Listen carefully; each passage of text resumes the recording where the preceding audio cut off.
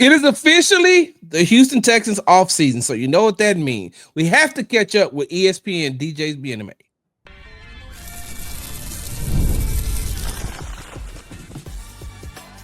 You are Locked On Texans, your daily podcast on the Houston Texans.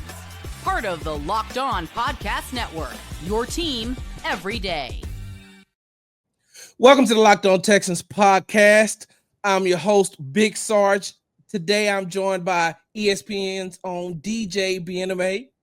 Yeah, I knew you was going to throw that smile in there, DJ. I would like to welcome all the Locked On Texans viewers, subscribers, listeners. Thank you all for joining us, making us your first listen of today. Make sure you like, comment, and subscribe to the Locked On Texans podcast and to the Locked On Texans YouTube page. On today, year 3 expectations for CJ Stroud. Most important position for Houston needs to upgrade, and what will Nick Caley bring that Slowik didn't? We're talking about former Houston Texans offensive coordinator Bobby Slowik, who was replaced by Nick Caley. DJ, talk to me.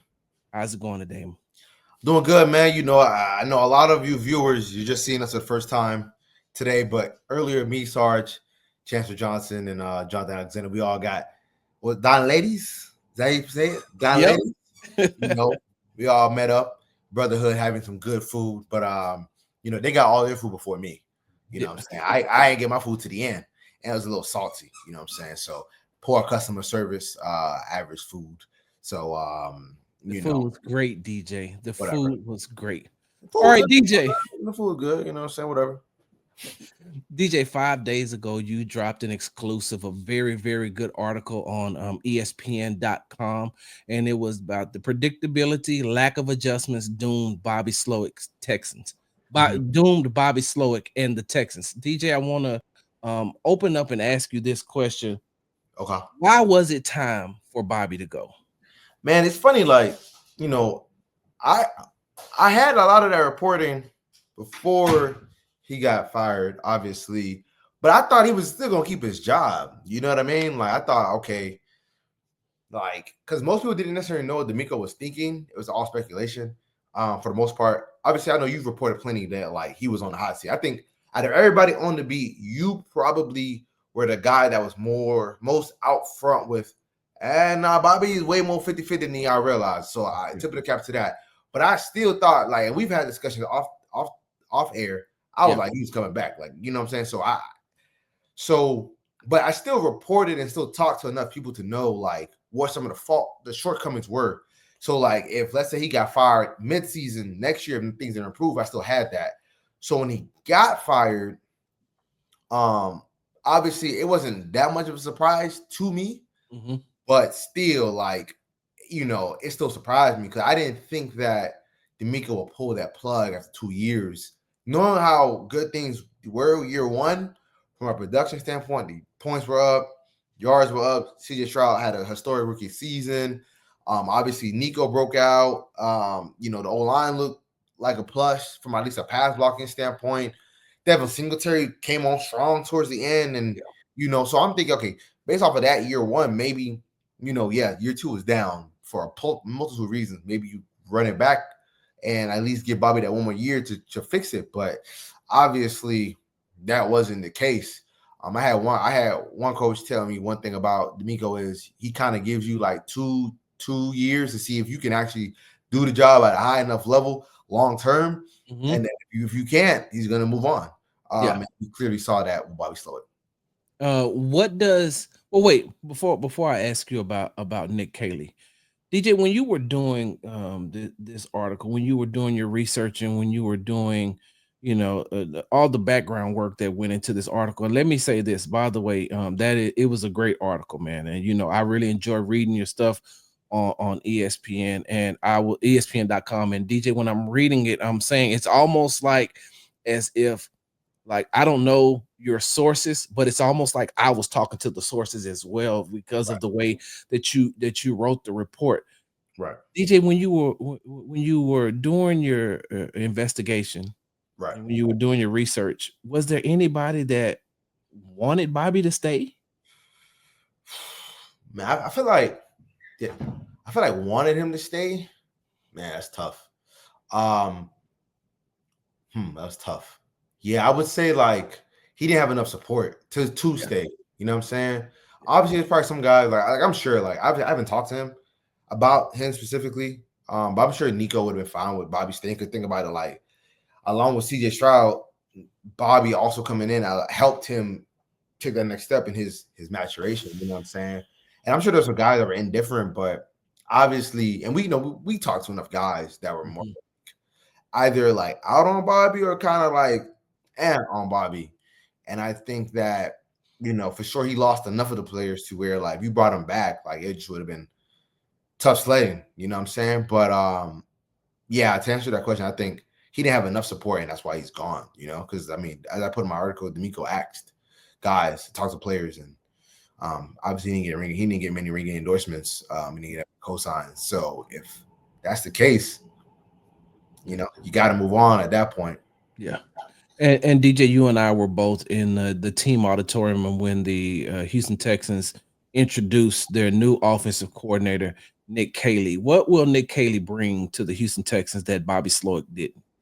I would say his based on what he was saying, like his schemes will be a little bit more multiple in the sense that like they're not going to be beholden to one thing, since he does have experience with Bill Belichick in that offense and Sean McVay in that offense, because obviously he coached under Josh McDaniels and Bill Belichick during his 8 years in New England, 6 of them as a tight ends coach. So I think you're going to see a mixture of both. But in terms of like, the in-depth stuff, like we don't really know. Like in all honesty, like I know a lot of people have, try to infer what it could look like. We truly do not know because he's never called plays. Like he's never ever even been he's never even been an offensive coordinator, right? Yeah. Like when Mike McDaniel got to Miami, we could at least have an idea of what the offense could look like because he was the offensive coordinator for the San Francisco 49ers before he became the Dolphins head coach.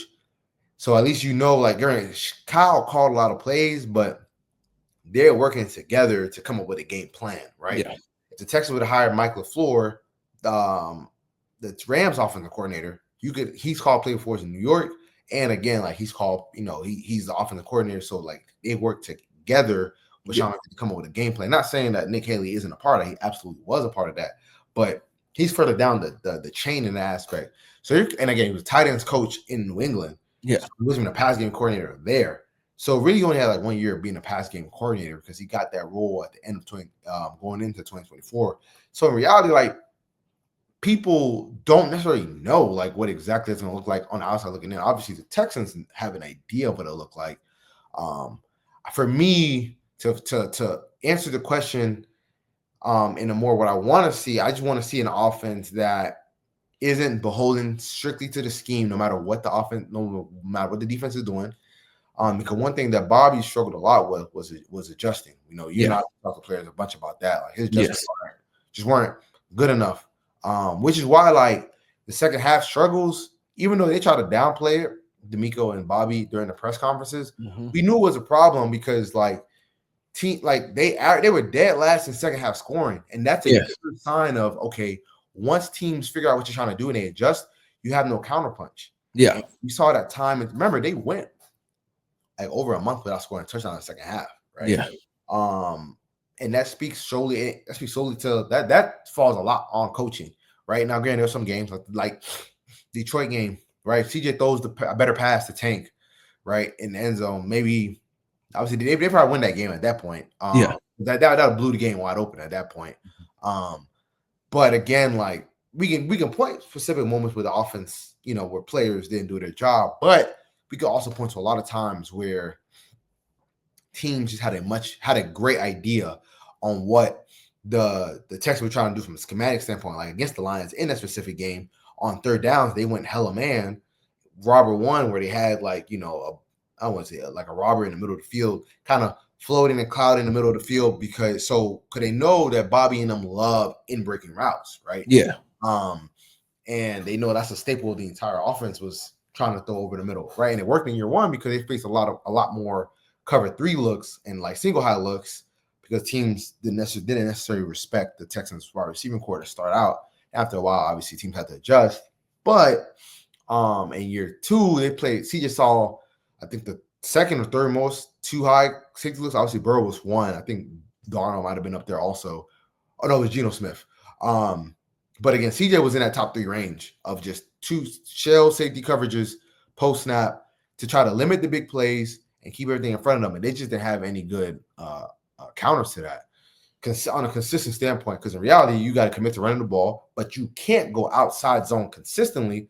You got to be able to get more north and south, so whether it's gap schemes, power schemes, trams, whams, stuff like that, inside zone, duos, whatever. Because when you go outside zone against a too high look, the way I'm picturing it right now, if it seems in a light box, a lot of teams do nickel. You getting outside is kind of where they want you to go, because now they can use the speed to get downhill, get east and west, and that makes it harder for your offensive linemen who they don't actually fit that scheme specifically, like Shaq, Kendrick Green, Juice, Patrick, they're the pass blocking scheme. They don't fit that. That's just not necessarily like the strongest suits to be able to move laterally to get vertical, where they can, instead of just getting vertical and double team blocks and moving up to the second level, which again makes life easier for those teams, because they were the Texans towards the bottom and outside outside zone running schemes and things of that nature towards the bottom against too high looks, especially on the back half of the season. And look, you said an important word: foundation. Build a foundation. And we're about to take a break. But when we come back, maybe you can tell us a little bit more about how that foundation can be built through the draft, because we know that the Texans don't have enough money to build that foundation through the free agency. Yeah. We'll be back. This is a message from sponsor Intuit TurboTax. Texas was waiting and wondering and worrying if you were going to get any money back, and then waiting, wondering, and worrying some more. Now Taxes is matching with a TurboTax expert who can do your taxes as soon as today. An expert who gives your taxes their undivided attention as they work on your return, while you get real-time updates on their progress so you can focus on your day. An expert who will find you every deduction possible and file every form, every investment, everything with 100% accuracy. All so you can get the most money back guaranteed. No waiting, no wondering, no worries. Now this is taxes. Get an expert now on TurboTax.com.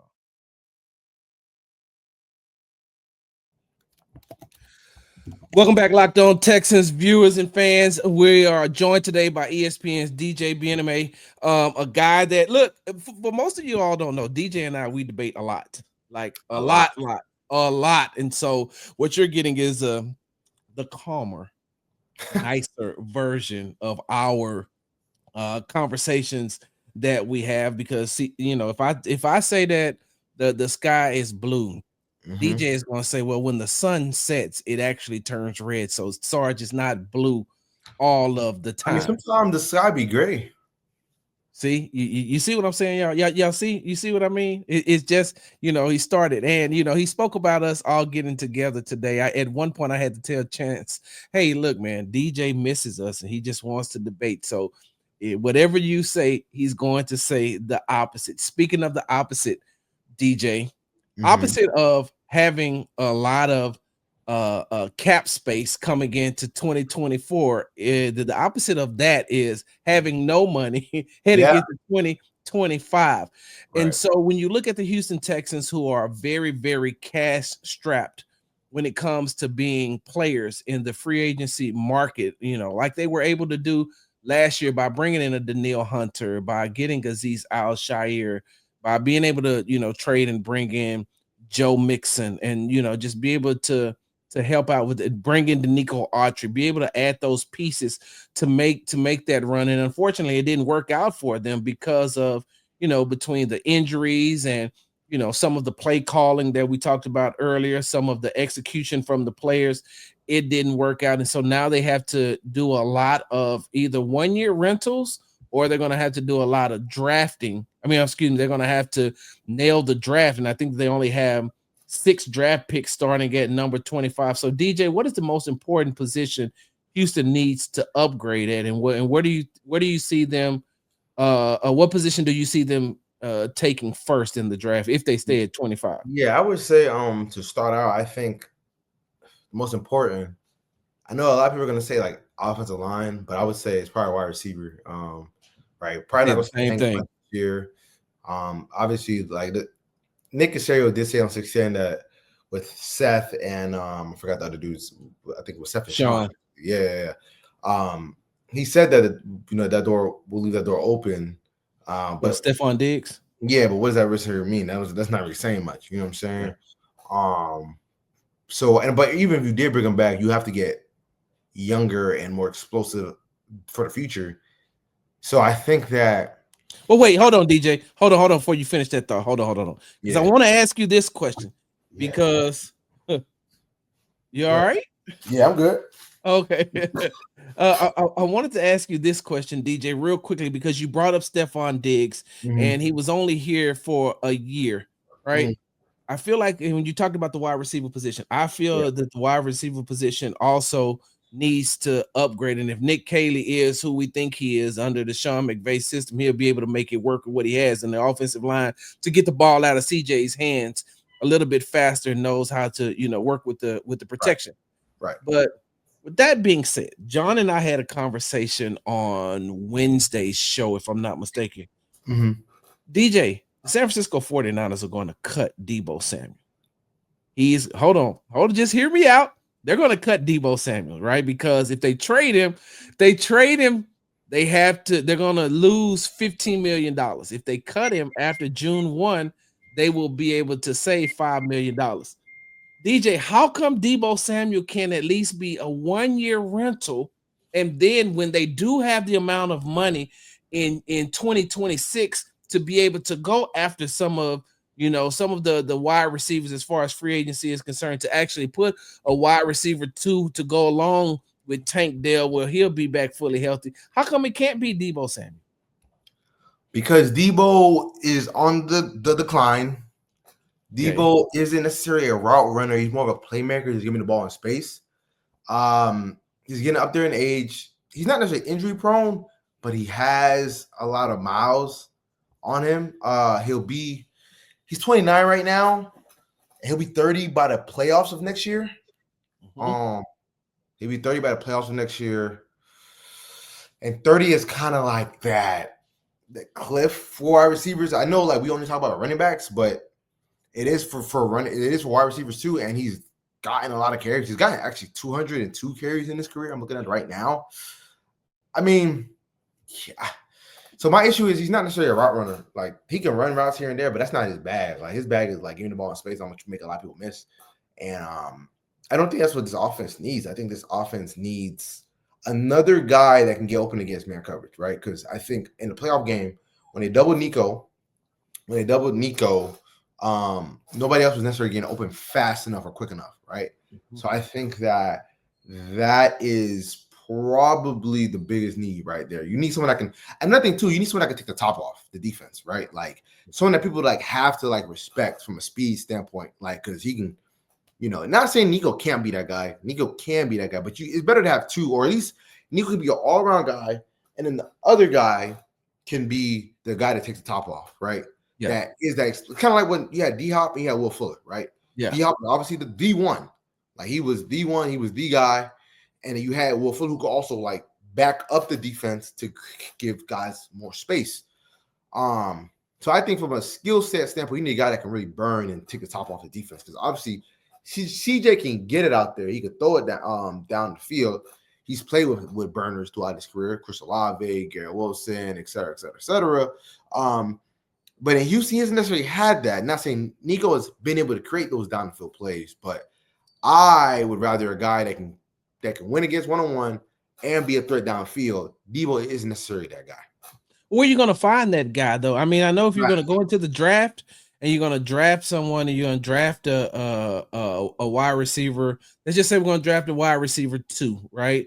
And you go in and you get that. Isn't that still like a rookie, though? You still have a rookie, so that's almost like a 1-year rental. Like if you brought in, and the reason why I keep saying Deebo Samuel, people think that I'm crazy. I look at it as he also does the dirty work He can block. You can bring him out of the backfield. You can run those wide receiver screens with him and him get, the necessary yards. On third and 5, he can take, get the 5 yards plus another, maybe sometimes 5 to 7 more yards. He's a big, strong, physical. What I mean by big, I'm just talking about he's strong and he's physical. And if you're only going to use him for 1 year, I mean, he's been with D'Amico. I'm pretty sure D'Amico can talk him into at least 1 year and say, then you move on. I mean, with the opportunity to do what the Houston Texans want to do. That's all I was saying about Deebo Samuels, because if you're going to go out and you're going to get a rookie, you're going to need that rookie to develop as well. So, but you think that the wide receiver position is the most important position they need to upgrade in? Yeah, because I think that with O-line, I would rather sign guys. Actually, you can restructure some guys. I'd rather sign some veterans because rookie offensive lineman, that's usually a hard transition for most guys, especially since it's going to be an interior, right? That's a tough that's a really tough transition. I'm not saying like tackle isn't hard. Tackle can be hard too, but interior offensive line, guys got to be smart and they got to be athletic and they got to be strong, right? Not saying offensive tackles don't have to be all that. They do too. But we've seen a higher hit rate compared to interior offensive linemen at tackle.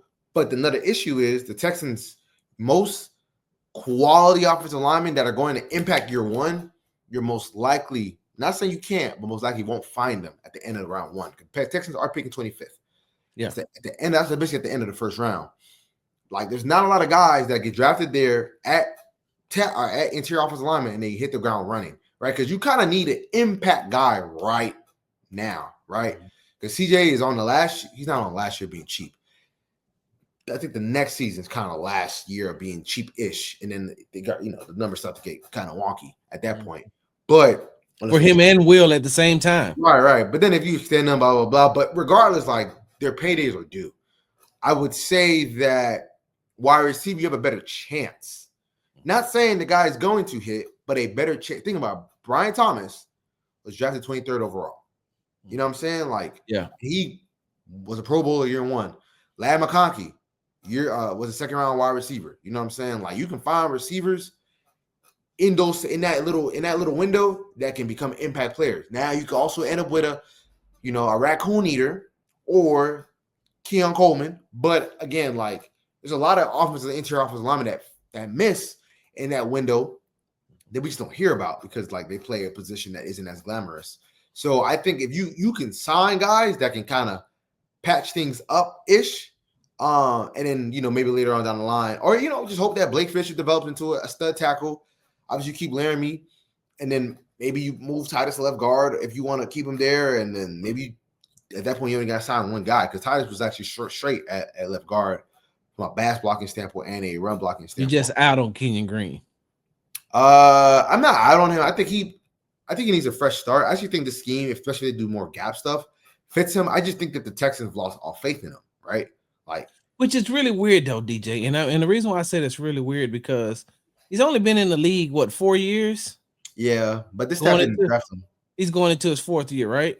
Yeah, but you gotta remember this staff ain't draft him. Yeah, you're right. But they're putting him into his 3rd offensive system. This is his 3rd offensive system that he'll be in. I mean, I think it kind of showed you, like, when he got healthy and he did not play at all. You know what I'm saying? Yeah. So I think the coaches all lost faith in him, unfortunately, because he has talent. I think, Well, people call me his uncle. And he's like, you always taking up for Kenyon Green. I'm just like, but I'm just looking at the circumstances. Going into his 3rd offensive system, and we talk about how terrible he was, but he's also going to be under his 3rd offensive line coach because the offensive line coach just got fired. And so you could say Kenyon Green was bad, but I mean, also the offensive line coach was bad too, which could account for, and I think that you wrote in your article, you talked about that as well, about, the offensive line play. And, I was just, thinking about that, but you said that What we talked about was, the wide receiver position. You think the wide Yeah. receiver position because the interior offensive line, And um, you gotta get cheap labor somewhere, right? Like wide receiver is the best spot to get cheap labor. Because if you hit on a wide receiver year one, you can basically have him for the cheap for at least 4 years in a row. do you have anybody in mind? Nah, I gotta do my draft study stuff. It's only February 19th. Granted, I'm not going to the combine, but I'll start catching up on stuff like sooner or later. So like this is probably better discussion back in April. But again, like I think just from a general standpoint, wide receiver for sure. And again, like there's always receivers in drafts. Like there's always gonna be wide receivers, no matter what. Like I can't remember the last draft where there wasn't wide receivers. I think starting since like 2014, like that's when like the boom was the uptick in wide receiver. That's when you had the Odell, Brandon Cooks, Mike Evans class, and then 15 had some dudes, and 16, and it's been like that ever since. Where like each year has guys that you wake up and like, oh, it's not gonna be a Hall of Famer. You know what I'm saying? Like especially 2020, 2021, 2022, 2023. You know what I'm saying? Even like people said like the 2022 class. No, the 2023 class was like okay. But that class had Zay Flowers, JSN in Seattle, and it had Jordan Addison. And those guys look like some studs. You know what I'm saying? Yeah. Obviously, last year you had what you had, Malik Neighbors, Brian Thomas. So, like, the receiver position is always going to be talent there. You just have to kind of identify it. Yeah. And get what fits for, your scheme. You know what I'm saying? So, well, I will say this. The one thing that the Houston Texans don't have to worry about going into this year's draft is something that has kept them at ease for the last 2 years, and they don't have to look for a quarterback. Right. And coming back after the break, we'll talk about year 3 expectations for quarterback CJ Stroud.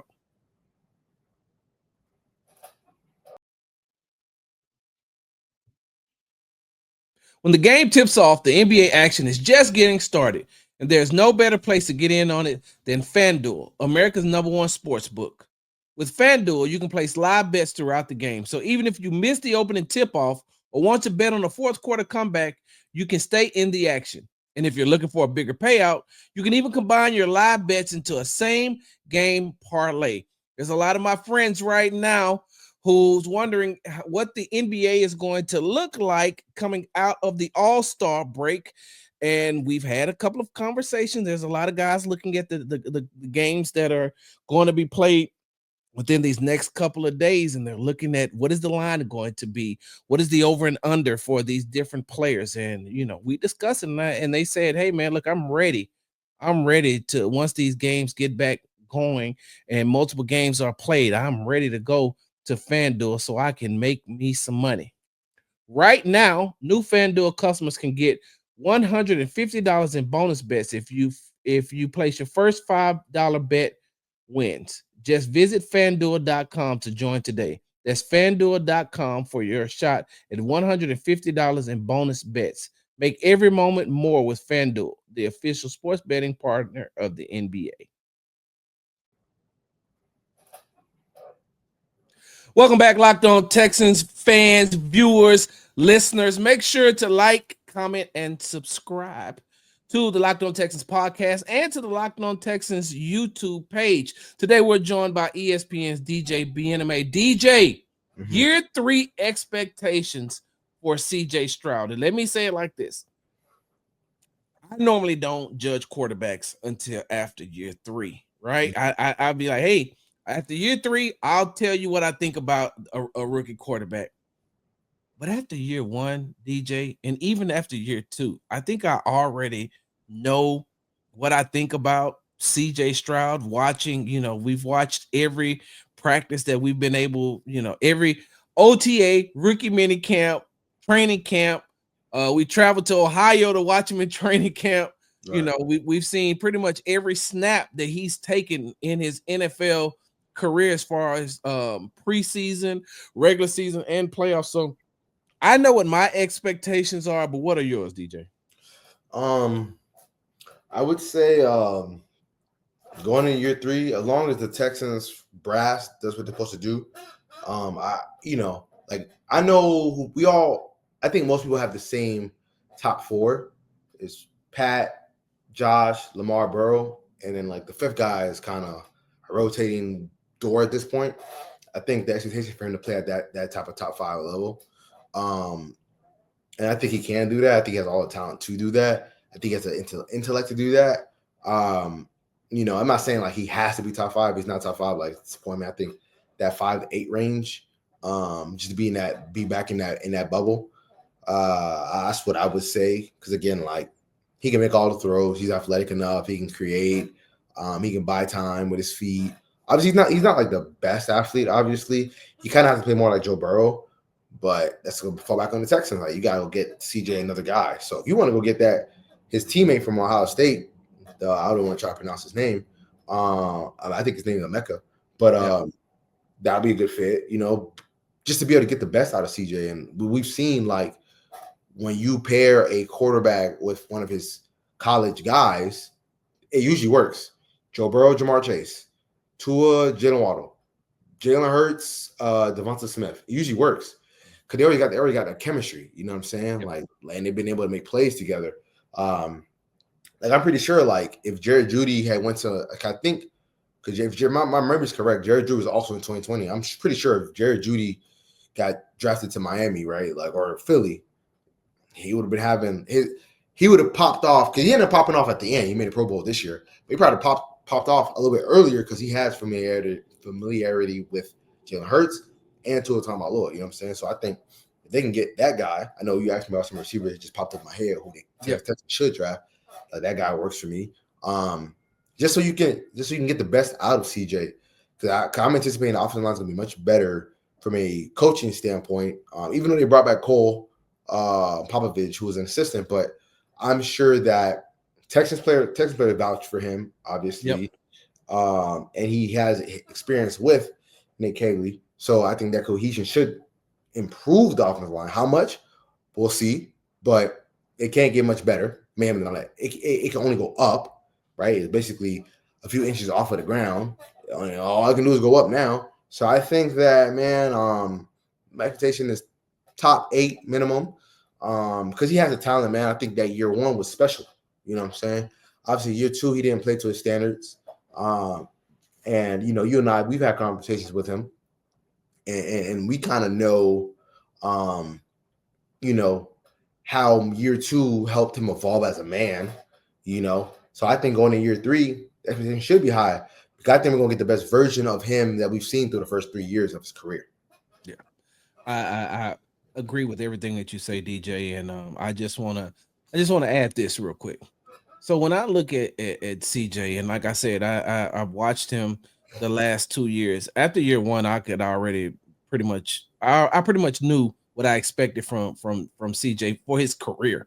Not just year 3, not just year 7, what I expect from him for his career. And now that they've made this change, at the offensive coordinator position, I think that giving him a fresh start. Because DJ, I will say this, you and I both know that there was times during the Bobby Slowik era that CJ was saving Bobby.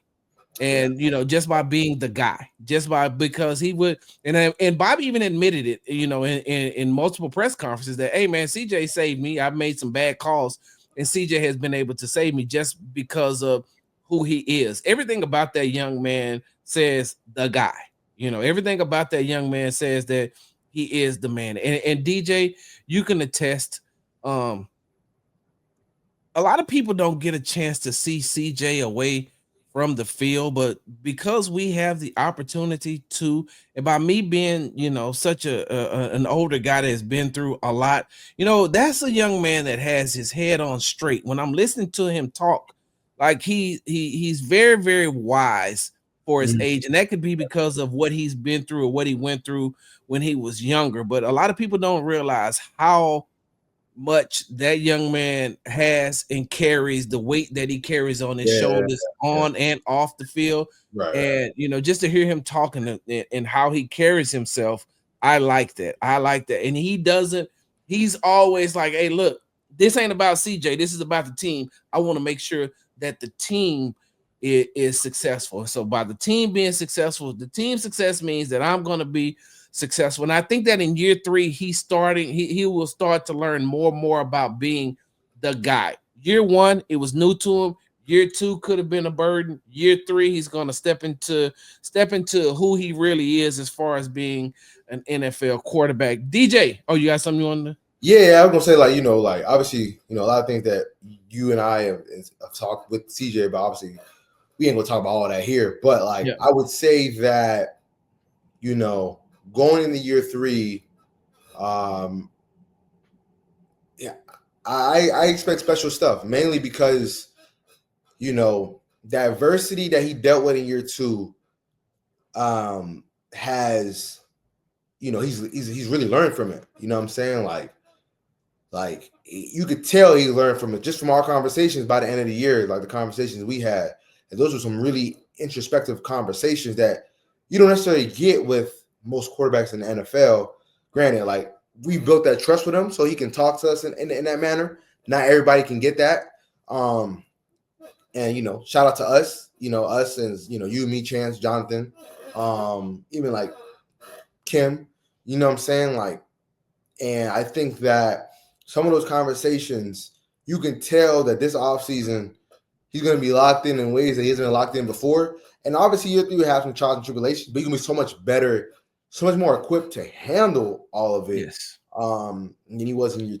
Thank you for watching the Locked On Texans podcast. Make sure you're following me on the app formerly known as Twitter as Big Star Sports with the Z at the end. Make sure you like, comment, and subscribe to the Locked On Texans podcast and to the Locked On Texans YouTube page. Until next time, ladies and gentlemen, peace.